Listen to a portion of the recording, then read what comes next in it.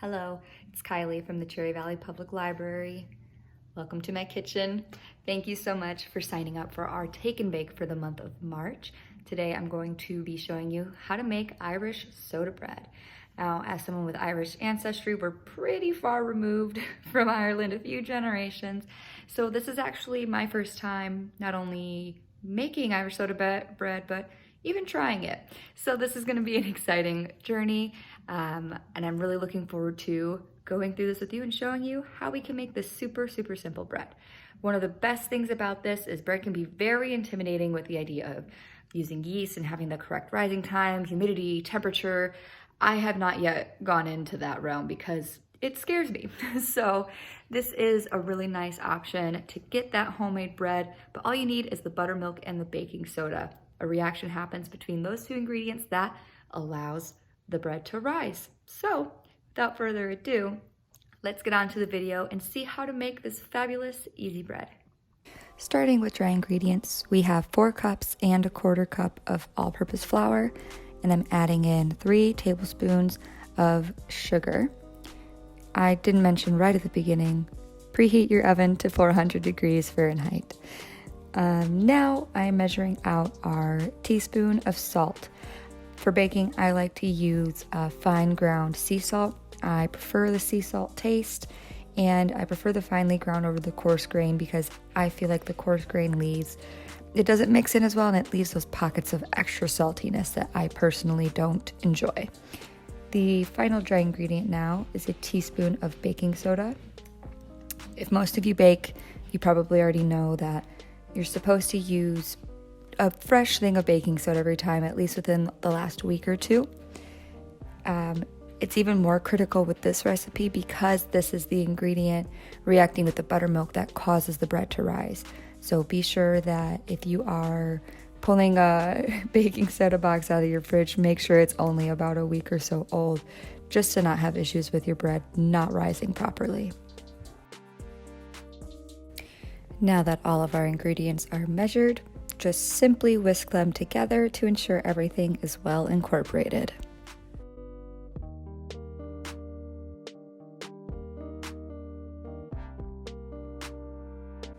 Now we're doing the wet ingredients. We have 1 egg into our medium-sized bowl. Next, buttermilk. I could find buttermilk only in half pints, so we need 1 3/4 cup of buttermilk. So half a pint is 1 cup, so I'm using that whole carton, and then I measured 3/4 cup from the second carton. Pour that on in, and then just whisk to incorporate.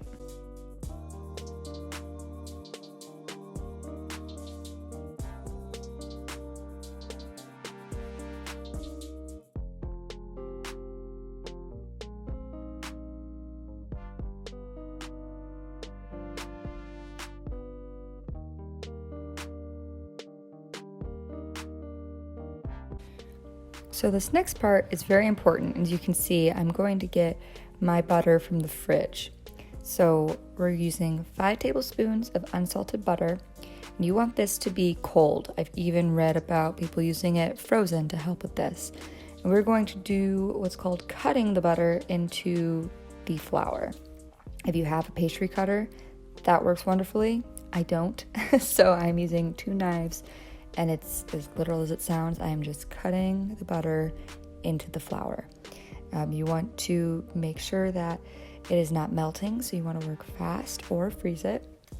And you just want it to get little, like small cubes, small pieces mixed in throughout the flour.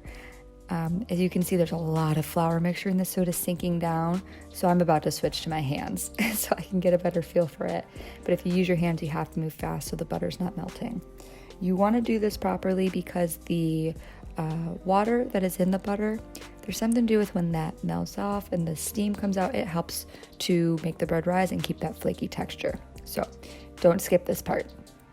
Now that we have our crumbly cut butter texture, we're adding our very last ingredient that we haven't seen yet, which is the cup of raisins. This is totally optional. The bread is not super sweet, so if you want to boost up some of that sweetness and flavor, I suggest adding the raisins.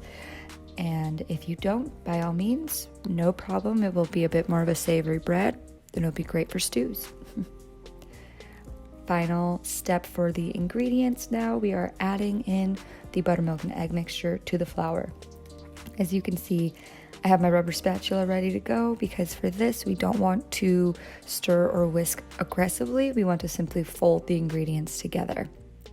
It is going to get very sticky. That reaction between the buttermilk and the baking soda happens almost instantly. So it's going to start to get that tacky, feeling like a yeasty bread. You can feel like those gluten strains forming, but just keep going until all of your flour and wet parts are well incorporated. You don't want to find any pockets of dry or super sticky wet parts. And then two, it'll be very stiff to turn. So that's a good indicator.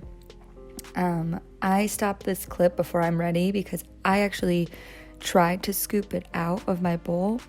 And as I took out part of it, there was a bunch of flour still on the bottom. So at the end of this clip, my texture is not going to be where yours should be.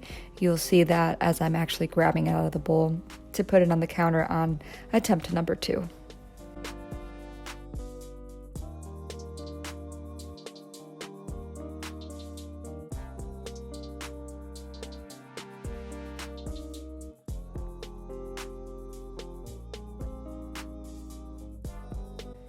Now it is time to form our ball. So first, make sure your countertop and hands are lightly floured. I might have used a bit too much, but I'll get to that in a second. So just scoop on out your dough, plop it on your countertop, and begin working it into a ball to the best of your ability. As you can see, I have some like rifts in my dough that I struggle to get closed, and I think part of that is I had a bit too much flour going that had my dough a little bit drier than would have been ideal. But I just simply turn the dough and push it down to the next side to work some of that out. I didn't want to do that too many times to continue to overwork it and dry the dough out. So this last one was my final one. Decided I got enough of them out to be happy with it. It's a rustic bread, so I wasn't going to stress too much over the looks of it.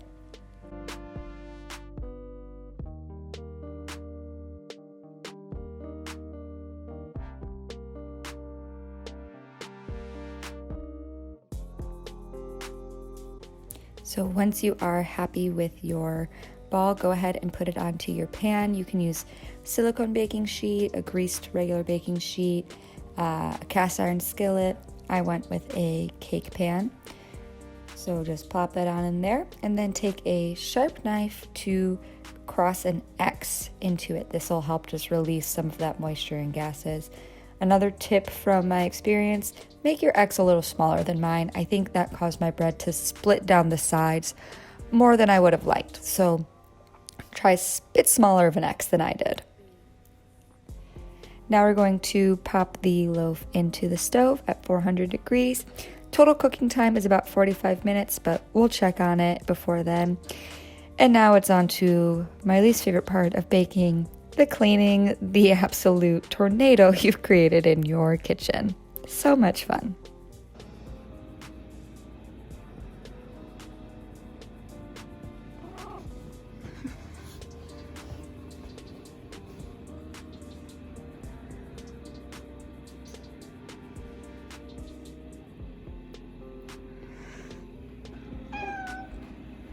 Do you want bread?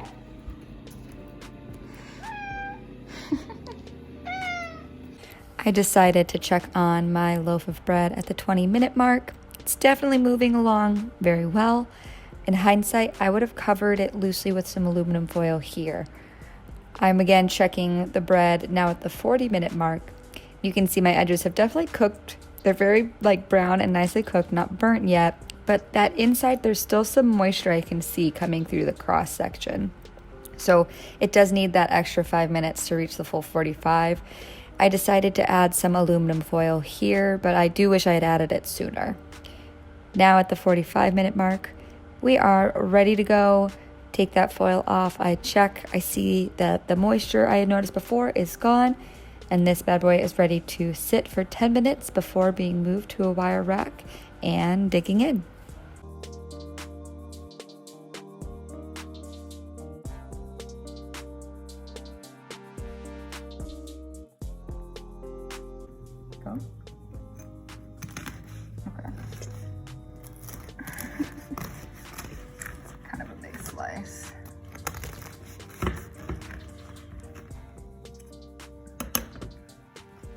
Oh, delicious. Oh no! That's okay, we're not professionals. It's pretty good.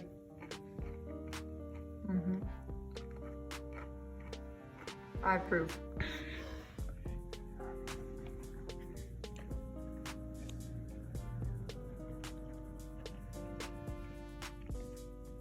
It's definitely not sweet. You want some bread?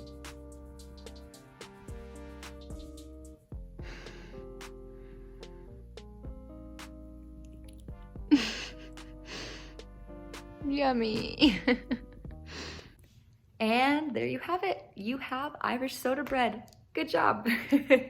Thank you again for joining me with this video. I really hope you found it helpful and fun, kind of being able to get into that festive St. Patrick's Day mood. If you have any questions about the recipe or any comments about your experience making this, or maybe even some family history, if this was something that you grew up with, I'd love to hear all of that. Feel free to leave comments or email me right here as well. Thank you again for joining me, and we will see you guys at the library very soon. Bye-bye.